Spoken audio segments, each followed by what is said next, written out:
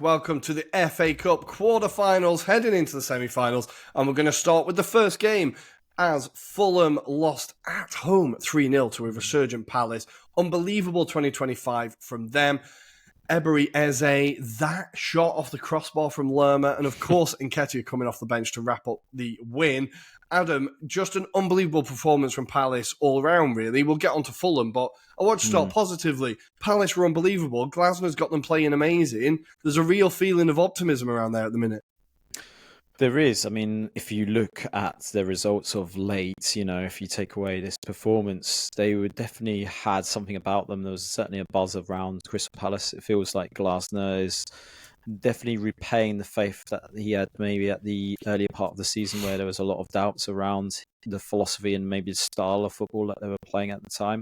But I think that's also a reflection of maybe that there was certain players that were out injured, coming back into the front of the team, maybe not having the same form that they had at the back end. And don't forget they did miss Michael Olise as well, it's without a shadow of doubt, he had a fundamental part in this team as well. So they've had to adapt, and maybe Eberechi Eze, who's a player that play fantastically well in this game and had the kind of arrogance about him, a swagger about his game.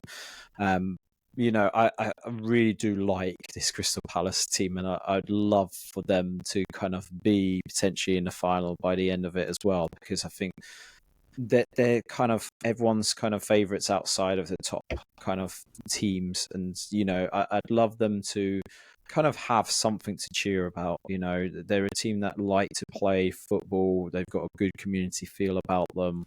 And just the way that they go about things in general, I really do dig the vibes that they're trying to create at Crystal Palace. So, just in terms of the football aspects, they've got something about it. Mateta coming back into the fold, I think he was missing in recent games, and I think it's great to have him so quickly in the fold, by the way, because that injury was horrendous that he got in the last round in the Millwall game. For him to kind of come back and not be daunted by some of the challenges that Joachim Andersen threw at him as well at the same time. I think that's a lot of testament to his characteristics, but a lot of credit to Adam Wharton as well. I thought he was showing his credentials, although he was kind of fortunate, I would say, maybe to stay on the pitch, because there was a tackle in particular after he got a yellow card that maybe on a different day that gets given. But generally, I think they just outdid Fulham in terms of that kind of just being a bit more grittier, because Fulham, I think, dominated the possession. They had something about them, but it was just the fact that Crystal Palace just seemed to be more clinical, and that was the difference on the day. But what I would allude to is just the kind of swagger and arrogance that Crystal Palace had, I think, was the difference on the day, Rory. Well, absolutely. All their goals kind of came from transition moments when it was like, and we know that you look at the front three, you've got Eze, Sarr and Mateta, who are all like, when they decide to sprint, you're going to struggle to keep up with them. And Eze's ability to carry the ball calmly, he does that, we've talked about it before, but he does that thing where he looks like he's walking, but he's running, and the ball kind of moves with him, and it's just really kind of hypnotic how he does it. But with his ball progression, then those two willing runners, it means that whenever they win possession quickly, you just got to you've got to turn quickly and know where you're going. And Fulham just didn't really seem to be able to do that in any real way. As you said, Fulham did have much more of the possession, but I did feel like Palace kind of controlled it. And I think that midfield was super. Like Lerma, I thought he was a very good signing when they got him, to be honest. I thought he was fantastic. But Adam Wharton, I watched him and he gave me kind of when Jack Wilshere broke through kind of vibes in the way that he plays the game. I thought the way he's able to win his tackles, get the ball, his close control, beat a man, his passing range, he's so well-rounded. And I thought it just felt like watching a young Jack Wilshere. And I just think it's great to see him coming back and having his imprint on the team again, because it's no coincidence that Crystal Palace's form massively dropped when he wasn't in the team. I don't think that's a coincidence. So to see him come back and do so well is just incredible. But Andrea Glasner, we know, is a very good cup manager. He won the Europa League with Frankfurt. He knows the system inside out. And the wing-backs as well, in Tyrick Mitchell and Munoz, they're both becoming so key in this system. And I think Munoz is a player that I didn't really start noticing until about October, November, maybe. But he's really becoming like a consistent threat in the league now. Yeah, and I think again it just also goes credit to why they've been doing so well in this turn of 2025. They've been really pivotal. I've got to also mention Eze as well, um, scoring for England and now backing it up with in the cup as well. He's also seems to now kind of hopefully take that kind of like gauntlet for Crystal Palace that Olise kind of had Hmm. previously. They've needed someone to step up and be that main guy, and I think Eze has the quality to easily be that main guy, and I think he hasn't been at the moment, but now he's starting to show it. So yeah, I think they've got everything kind of working their way, and like you said, they've got a real good manager in cup competition. So again, they really could challenge for this. It's not a Mm. crazy idea that they could actually go on to win this thing. So overall, an emphatic win. But yeah, it comes from the key players in this team now. We're starting to see the wing backs, but also players like Eze and like Adam was saying, Mateta's coming back to hitting form. It could be just all coming nicely going Hmm. into that cup run, Mm. deep into that cup run. It took me a minute to figure out what it was he was wearing on his head. I think it was a water polo helmet or something. I don't know what it was, but it took me a minute to figure out what it was. I was like, wait, what is it? You know, it feels like an optical illusion or something. I didn't know what was going on, but it was great to see him back. He was desperate to kick that corner flag when one of the goals went in. He really wanted to. He really wanted to do it. But Adam, I wanted to talk about the defence as well. In that back three, between Gay, Lacroix, and then Chris Richards has kind of come in recently, and he just won everything in the air in this game. Like Lacroix, again, at the beginning of the season, we were kind of saying, keep an eye out on this guy. I think this could be a very clever season, Yeah. very, very clever signing. But that back three just looked utterly dominant. Yeah, you're right to allude to Richards because he was brought on. I think there was a lot of hype around him when they brought him in. I want to say it was from Bayern Munich at the time, actually, that they brought him in, and he was kind of tipped as this prospect that just didn't have enough game time. And when he started off, he didn't necessarily set it alight in terms of his abilities. I think there was a struggle in terms of defining what was his best role. Was it right back? Was it centre back? And actually, in the system, he's found himself a lot more.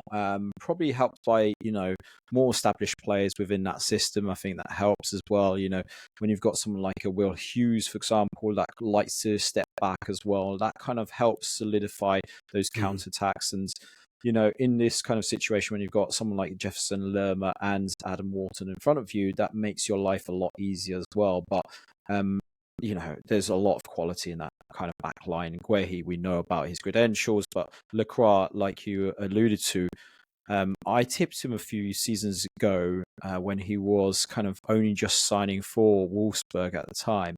I always felt like he's a player to keep an eye out on, and he really developed his game down there. There was a lot of hype around him in the France national squad. Never really transitioned into that kind of build up, I suppose. But there's probably a potential that he could force himself, given the fact that there isn't a solid formation in terms of centre back pairing right now for the French national squad. So there is an opportunity for him to maybe force himself if he can continue it. But certainly been a stalwart for Crystal Palace this season, without a shadow of doubt. He's been one of the most improved players from the previous season, and I think he will push on this season for sure. But yeah, I mean, that's formidable. And behind them, they've got Henderson, who's in really great form himself. Even though he had minimal kind of saves, again, he did push a few to the side. And I think, again, it just goes to show you, I think in every area of the pitch, Crystal Palace have got a lot of quality. It's just really underestimated, personally, anyway, Rory. No, absolutely. And like the fact that Glasner really seems to have get this squad feel going. Like everyone feels a part of it. Like Nketiah, I was concerned about where this season was going for him and where his opportunities were going to come from, but he's stayed patient. He's kept giving him the minutes and he's starting to get the goals. And players like Kamada, where we thought his career might have kind of been petering out and done, he's kind of getting some minutes again. And it does feel like the squad are all fully included. I just have to say, Chris Richards, the only thing I knew about him before this was, I remember there's a video of him guessing where every Premier League stadium is in the country, and he gets 20 out of 20. He gets every single one correct. And I thought that's genuinely impressive. Like, that's really impressive, but that's the only thing I'd seen from him. I've not seen anything on the pitch, really. So I was really impressed to see him like playing so well, because as you said, he did come in with a little bit of hype. But before we move on from Palace, we do have to talk about Eze and that goal. Andre, it was just a hell of a finish. Like, so perfectly pointed, a really low shot as well, like keeping it along the ground. Just a beautiful finish and the touch away to get himself the space. It was just a really confident player, eh? Yeah, absolutely class. Again, the technique is very like world class, but again, I think it just shows the confidence to try and attempt the shot like that. So just shows the level he's at the moment and the confidence he's got going. So it's great to see because that's really him expressing himself to the highest levels, and it was a big goal and a big moment in the game. Yeah, absolutely love that for him. Still really enjoy watching him every single week. But we need to talk about Fulham, I suppose. Marco Silva has come out and said Emile Smith-Rowe has not been consistent enough. I am starting to worry about his season, I'll be honest. I think Fulham fans are starting to think, wait, how much did we pay for him? But Adam, there is a kind of worrying trend for me with Marco Silva. He does, in big games against big teams, he can turn up, he can get the system right, he can give them a bloody nose. Now, I know this is a big game, so it's a quarter-final, but Crystal Palace are a team that if you're Fulham at home, you're expecting maybe we're the favourites here. He does have a habit of dropping these performances or kind of letting these results get away from him. And this was just a really tepid performance from Fulham. But do you think there's an issue there with Silva and preparing for games as well? I don't know if it's preparing himself for the games itself. I think he would have definitely drilled the importance of what they could have achieved had they won this, you know. I wonder if maybe some of those players froze on the occasion, potentially. Because certainly I felt like, whilst we allude to the fact that they had the kind of possession stats, you know, that's the typical Marco Silva trait, isn't it? It's really that they like to dominate the game. So could there be an element that actually they just lack that kind of quality in the final third? And that's what it felt to me, you know, despite, you know, Muniz could have put Fulham ahead within the first 2 minutes of this game. So had he scored, maybe we're talking about a different scenario altogether. But I just felt that there was certain players that maybe didn't apply themselves that they have done recently in past games, you know. And, you know, Fulham have had a fantastic season regardless of this result. You know, I know it feels like at the moment, or there is this sentiment that this is a missed opportunity, but I think it only feels like a missed opportunity because of the caliber of teams that are in the latter stages of this competition. That's all it is. It's just that they see this as once an opportunity in a lifetime in some respects. But I feel maybe it's more a reflection on the whole team itself didn't apply themselves into this match. Like I say, I just feel, you know, there was individual mistakes here. For example, Nketiah's goal, Calvin Bassey's playing him on the side. You know, that's the kind of difference that we're talking about, is when you come into these big games, it's all about moments. And I don't know necessarily if Fulham kind of rode those moments like they did against Manchester United in the previous round, for example. That was the difference here. And I wouldn't have too much kind of aim towards Marco Silva, but it'll be interesting to see if Marco Silva gets himself another opportunity with this Fulham squad, because I think if you think about how much he's progressed this Fulham team from the Championship days when he was getting them promoted to the league, and he's every season solidified them even to better positions every season. This season, it feels like they're on the cusp of, you know, breaking through to those European places, and that probably is more a reflection of the whole league itself, that it's been very open in that respect. So I think Fulham can reflect on this being a very good season so far, and it will probably still be a very good season by the end of it. I just think maybe that just highlights potentially that the type of players that they've got at their disposal maybe not quite to the level that they want them to be if they're going to break through in terms of maybe a semi-final appearance. That, I think, is the difference. You know, when I think about the players up top, apart from Muniz, and I know Jimenez can be a threat, but actually he's not a player you can rely on the whole season. He's someone that contributes in a season, and I think that's the difference. You're talking about players that can be a solid contribution, and maybe that's where the shots are fired at, you know, likes of Emile Smith-Rowe, who he has had moments, but he hasn't been consistent, and that's the reason why he's not at Arsenal as well.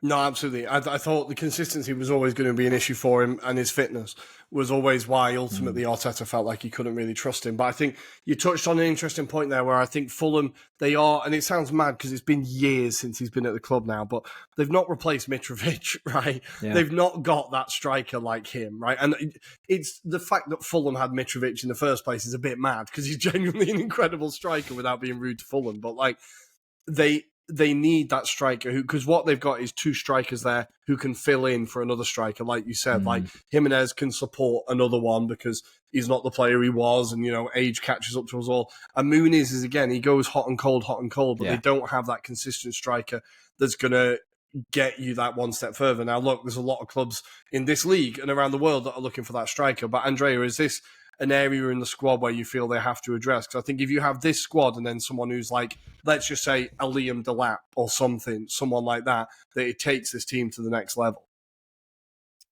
Yeah, definitely. And I think, again, teams suffer when they don't have that goal scorer scoring those goals, in crucial moments. And I think they've lacked it. And I also think it goes even further when you're talking about Emil Smith-Rowe. Even in attacking third, it looks like they need someone there just to add a bit more dynamism in that final third. It just seems to be lacking. Even the creativity for Muniz up front seems to be very lacking as well. So I think there's a lot of kind of conversation on that, because I think Smith-Rowe, for example, at the start of the season was incredible. He was contributing goals. He was playing really well on top of his game. But his drop-off, and also now with the striking not scoring the goals, it just seems to be like a big kind of issue now. It's a big hole that needs to be filled. And I think it's maybe perhaps more one or two, maybe even a third player needed in that attacking third to really change the fortunes of the attacking third. Because right now, seems to be too much of a massive dip. You've got Willian there, yes, but again, how long is he going to be there for? Yeah, you've got Iwobi's good on his day, but again, you're asking a lot for him to be consistent at a high level. He's had his moments, so again, I think he just needs like a new energy, just a new kind of thing. Because I think right now it's got too flat, and I think the fans would obviously react to a few more signings in that final third to just give them a bit of a more of a lift, perhaps for next season, for example. Well, I hope that Marco Silva is still there next year. I think he will be, to see how far he can take this team, because it has still been a fantastic season for them. But for Crystal Palace, the dream lives on. We may still get an alternative dance in the final. Hopefully it'll be better than Alan Pardew's, but I would love to see what Glasner can give us.